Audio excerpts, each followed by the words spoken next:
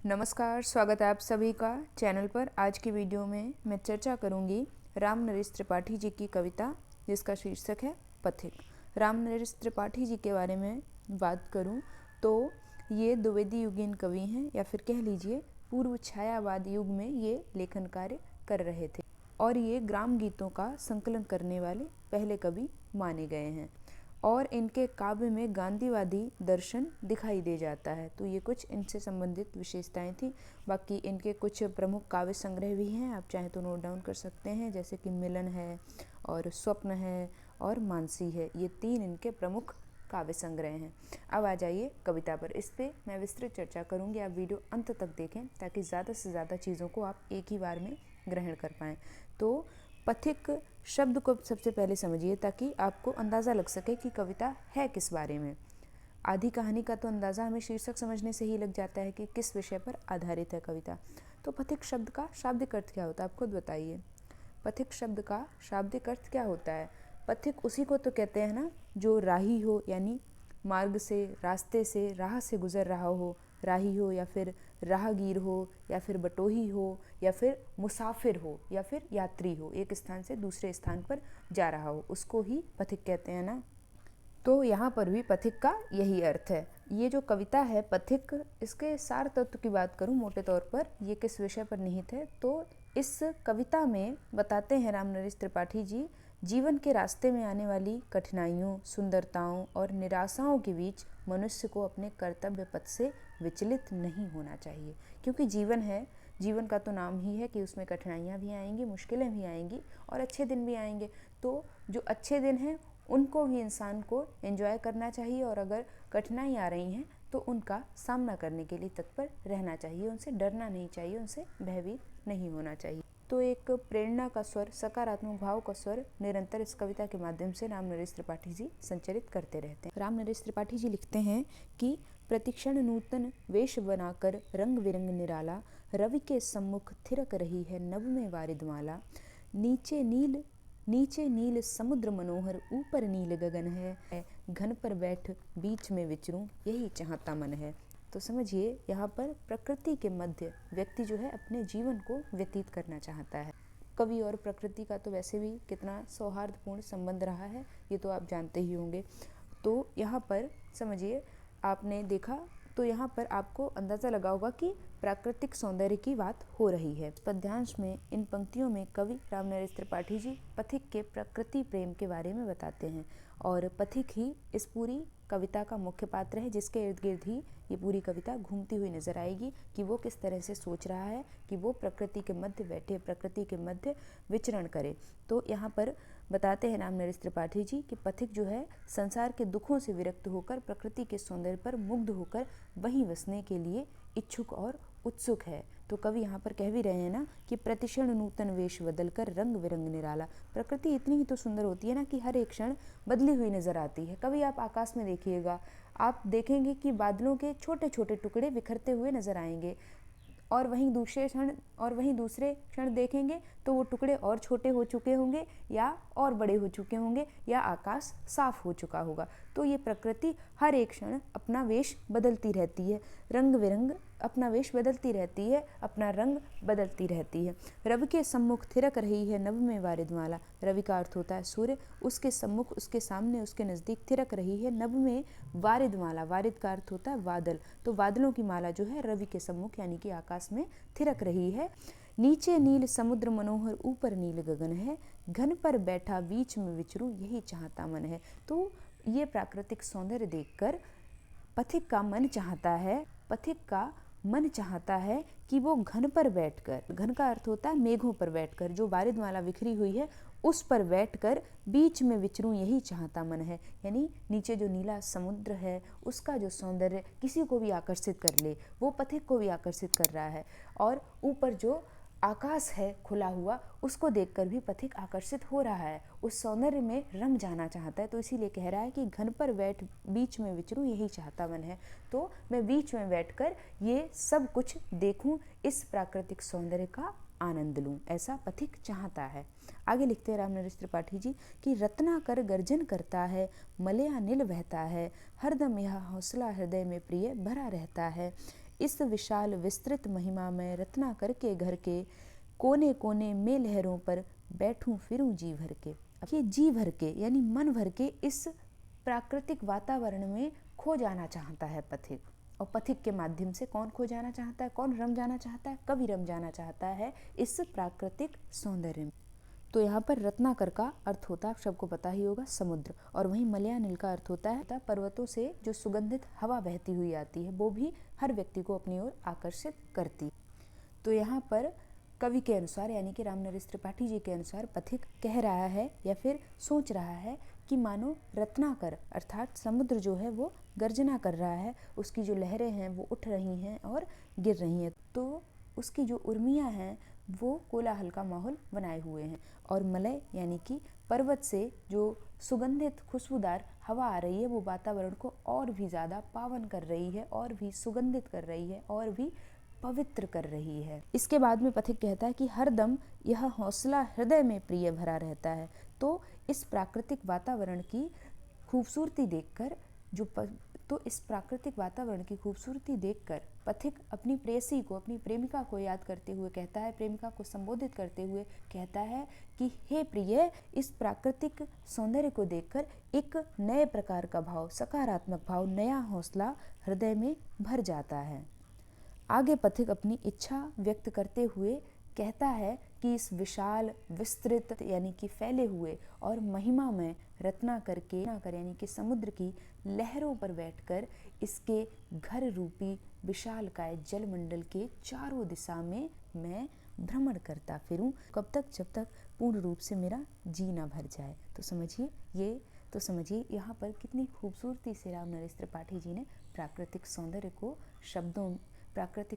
को शब्दबद्ध किया है। आगे लिखते हैं रामनरेश त्रिपाठी जी कि निकल रहा है जलनिधि तल पर दिनकर बिंब अधूरा। यहाँ पर दिनकर का अर्थ सूर्य होता है, आप सभी को पता ही होगा। कमला के कंचन मंदिर का माना कांत कंगूरा। यहाँ पर प्राकृतिक उपमान यानी कि सूर्य को ही एक और उपमान दे रहे हैं रामनरेश त्रिपाठी जी, अभी मैं आपको बताऊंगी। लाने को निज पुण्य भूमि पर लक्ष्मी की असवारी, रत्नाकर ने निर्मित कर दी स्वर्ण सड़क अति प्यारी। अब समझिए यहाँ पर कितनी खूबसूरती से वर्णन करते हैं प्रकृति का रामनरेश त्रिपाठी जी। यहाँ पर पथिक के माध्यम से सूर्योदय का अद्भुत वर्णन करते हुए कवि रामनरेश त्रिपाठी जी कहते हैं कि समुद्र की सतह से सूरज का बिंब अधूरा सा निकलता हुआ प्रतीत हो रहा है। सूर्य उदय का समय है, तो धीरे धीरे सूर्य की किरणें इस संपूर्ण वातावरण में बिखर रही हैं। अरुणिमा लिए हुए वो किरणें चारों ओर लालिमा बिखेर रही हैं। तो समुद्र की सतह से सूरज का बिंब अधूरा सा निकलता हुआ प्रतीत हो रहा है, यानी कि आधा सूरज जल के अंदर अभी भी है और आधा सभी को दिखाई दे रहा है। तो पथिक को ये सब देख के ऐसा प्रतीत हो रहा है कि मानो यह लक्ष्मी देवी के स्वर्ण मंदिर का चमकता हुआ कंगूरा हो। कंगूरा क्या होता है? मंदिर के ऊपर एक इस तरह का आकार बना होता है, इसको कंगूरा कहते हैं, आप समझ गए होंगे। तो सूर्य जो उदय हो रहा है समुद्र के भीतर से निकलता हुआ सा महसूस हो रहा है, उसको देखकर पथिक को ऐसा महसूस हो रहा कि कमला यानी कि माता लक्ष्मी को कहते हैं, उनके कंचन मंदिर, कंचन स्वर्ण को कहते हैं, तो उनके स्वर्ण रूपी मंदिर से, कंचन मंदिर से ऐसा प्रतीत हो रहा है कि उनके स्वर्ण मंदिर का, कंचन मंदिर का जो कंगूरा है उस प्रकार सूर्य उदय होते हुए प्रतीत हो रहा है। आगे पथिक कहता है कि लाने को निज पुण्य भूमि पर लक्ष्मी की असवारी, रत्नाकर ने निर्मित कर दी स्वर्ण सड़क अति प्यारी। तो ये सारा दृश्य देखकर, जहाँ पर सुबह सूर्य का प्रकाश समुद्र तल पर सुनहरी सड़क का दृश्य पेश कर रहा है, तो पथिक को ऐसा लगता है कि समुद्र ने अपनी पुण्य भूमि पर लक्ष्मी माता की सवारी लाने के लिए सोने की सड़क तैयार कर दी है, यानी कि बना दी है। आगे लिखते हैं रामनरेश त्रिपाठी जी कि निर्भय दृढ़ गंभीर भाव से गरज रहा सागर है, लहरों पर लहरों का आना सुंदर अति सुंदर है। कहो यहाँ से बढ़कर सुख क्या पा सकता है प्राणी, अनुभव करो हृदय से ही अनुराग भरी कल्याणी। समझिए प्राकृतिक सौंदर्य इतना ज़्यादा मनोभावन होता है कि आप कभी प्रकृति को ठहर कर देखेंगे, निहारेंगे, तो निश्चित तौर से आप वहाँ पर ठहर जाना चाहेंगे और देर तक प्रकृति को देखते ही रहना चाहेंगे। लेकिन आज के समय में तो टेक्नोलॉजी से लोग इतना ज़्यादा आसक्त हो गए हैं कि वे प्रकृति से दूर और दूर होते चले जा रहे हैं। यहाँ पर जब रामनरेश त्रिपाठी जी लिखते हैं समुद्र की उठती लहरों का वर्णन करते हुए कि लहरों पर लहरों का आना सुंदर अति सुंदर है। वो दृश्य कितना सुंदर है आप मन में ही सोचिए, आपको काफ़ी अंदाज़ा लग जाएगा। कहो यहाँ से बढ़कर सुख क्या पा सकता है प्राणी, यानी प्राकृतिक सौंदर्य से अधिक सुख प्राणी को, जीव को, मनुष्य को कहीं और मिल सकता है क्या। अनुभव करो हृदय से, इसको हृदय से अनुभव करो, इसको सोचो हे अनुराग भरी कल्याणी। तो निश्चित तौर से आपको इसका जवाब मिल जाएगा कि प्राकृतिक सौंदर्य से अधिक सौंदर्यवान इस दुनिया में कुछ नहीं है। तो यहाँ पर प्रथम पंक्ति में कवि कहते हैं कि समुद्र भयमुक्त होकर पूरी दृढ़ता से तथा गंभीर भाव लिए गरज रहा है, गर्जना कर रहा है। तो जब लहरें एक दूसरे पर आ रही हैं, एक दूसरे के ऊपर गिर रही हैं, तो वह दृश्य सचमुच अत्यधिक सुंदर लग रहा है। पथिक अपनी प्रेयसी को संबोधित करते हुए कहता है कि तुम अनुभव करो हृदय से हे प्रिय, हे अनुराग भरी कल्याणी। अपनी प्रेयसी के लिए इन शब्दों का प्रयोग पथिक कर रहा है। और बताओ कि यहाँ जो सुख मिल रहा है, क्या इससे अधिक सुख कहीं और भी मिल सकता है, अर्थात ऐसा सौंदर्य तुम्हें कहीं और मिल सकता है क्या। इस तरह का प्रश्न पथिक अपनी प्रेयसी से कर रहा है और पथिक के माध्यम से कवि रामनरेश त्रिपाठी जी पाठक वर्ग से कर रहे हैं। आगे बढ़ते हैं। आगे लिखते हैं रामनरेश त्रिपाठी जी कि जब गंभीरतम अर्ध निशा में जग को ढक लेता है, यानी कि रात का जो अंधेरा है, तम है, वो जब रात्रि को, इस जग को अंधेरे में ढक लेता है, अपने आगोश में ले लेता है, अंतरिक्ष की छत पर तारों को छिटका देता है। रात का वातावरण भी सुबह के वातावरण के प्रकार ही सौंदर्यवान होता है। कैसे तारे जो हैं चारों ओर अपनी रोशनी छिटका देते हैं, टिमटिमाते रहते हैं आकाश में, और वहीं चंद्रमा की चांदनी जब छत पर छिटकती है, इस जग पर छिटकती है, तो वो दृश्य भी काफ़ी सुंदर हो जाता है। सस्मित वदन जगत का स्वामी मृदुगत से आता है, तट पर खड़ा गगन गंगा के मधुर गीत गाता है। तो अंधेरा जब संपूर्ण जगत को, सस्मित वदन का अर्थ होता है संपूर्ण, तो अंधेरा जब संपूर्ण जगत को, तम जब संपूर्ण जगत को ढक लेता है, अपने आगोश में ले लेता है, तथा अंतरिक्ष या आसमान की छत पर तारे बिखेर देता है। रात का वातावरण तो ऐसा ही होता है ना। तो उस समय यानी कि उस सुहावने वातावरण में, रात्रि के उस सुंदर वातावरण में मुस्कुराते हुए मुख से संसार के स्वामी यानी कि ईश्वर धीमी गति से आते हैं। धीमी गति से संसार के स्वामी यानी कि ईश्वर का आगमन होता है और वे समुद्र तट पर खड़े होकर आकाश गंगा के मधुर गीत गाने में मग्न हो जाते हैं। लिखा है ना, सस्मित वदन जगत का स्वामी मृदुगति यानी धीमी गति से आता है, तट पर खड़ा गगन गंगा के मधुर गीत गाता है। आगे लिखते हैं रामनरेश त्रिपाठी जी कि उससे ही विमुग्ध हो नभ में चंद्र विहंस देता है। किससे विमुग्ध होकर? जगत के स्वामी के मधुर गीतों से विमुग्ध होकर आकाश में नभ में खिला चंद्रमा भी हंस देता है।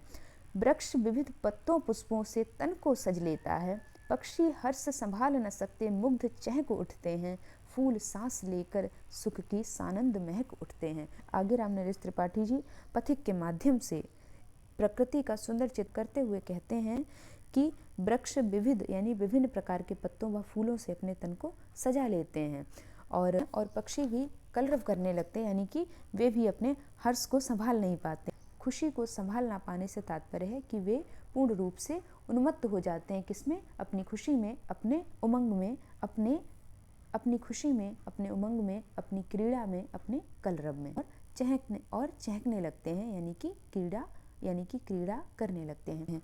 और वहीं फूल भी सुख रूपी आनंद के साथ सांस लेकर पूरे वातावरण को सुगंधित कर देते हैं। आगे बढ़ते हैं। आगे लिखते हैं रामनरेश त्रिपाठी जी, वन उपवन गिरिसान कुंज में मेघ बरस पड़ते हैं, मेरा आत्म प्रलय होता है, नैन नीर झड़ते हैं, पढ़ो लहर तट तृण तरु गिरिनभ, किरण जलद पर प्यारी, लिखी हुई यह मधुर कहानी विश्व विमोहनहारी।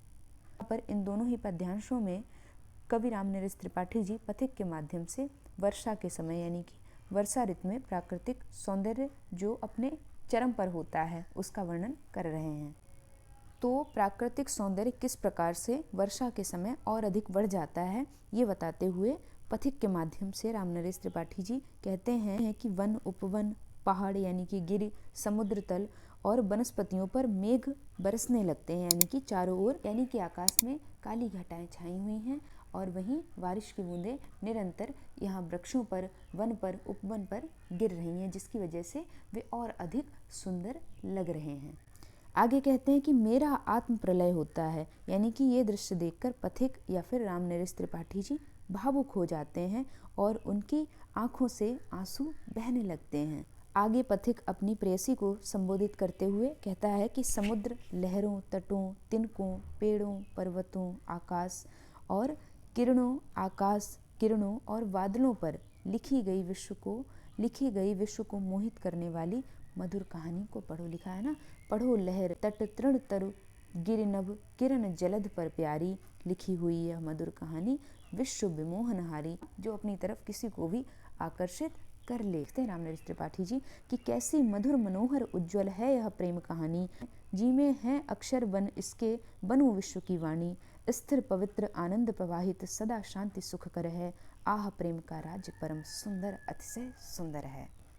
तो यहाँ पर पथिक के माध्यम से रामनरेश त्रिपाठी जी कहते हैं कि प्राकृतिक सौंदर्य की यह आडंबर रहित, यानी यहाँ पर कोई आडंबर नहीं है, ये जो है वो सच है, प्राकृतिक है, नैसर्गिक है, यानी कि आडंबर रहित है। पथिक कहता है कि कैसी मधुर मनोहर उज्ज्वल है यह प्रेम कहानी, यानी कि प्राकृतिक सौंदर्य का यह आडंबर रहित मधुर और उज्ज्वल प्रेम कहानी बेहद मनोहर और पवित्र है। प्राकृतिक सौंदर्य को देखकर पथिक कहता है कि मेरी भी चाहत है। लिखा है ना, जी में है, क्या है उसकी चाहत, कि मैं इस प्रेम कहानी का अक्षर बन के विश्व की वाणी बन जाऊं। सचमुच यह प्राकृतिक सौंदर्य स्थिर, पवित्र, आनंद प्रवाहित और सदा शांति व सुख प्रदान करने वाला है। तो पथिक आनंदित होकर हर्षोल्लास के साथ में अंतिम पंक्ति में कहता है, ये प्रकृति रूपी प्रेमी का राज्य बेहद सुंदर है, परम सुंदर है। तो ये कविता यहीं पे समाप्त होती है।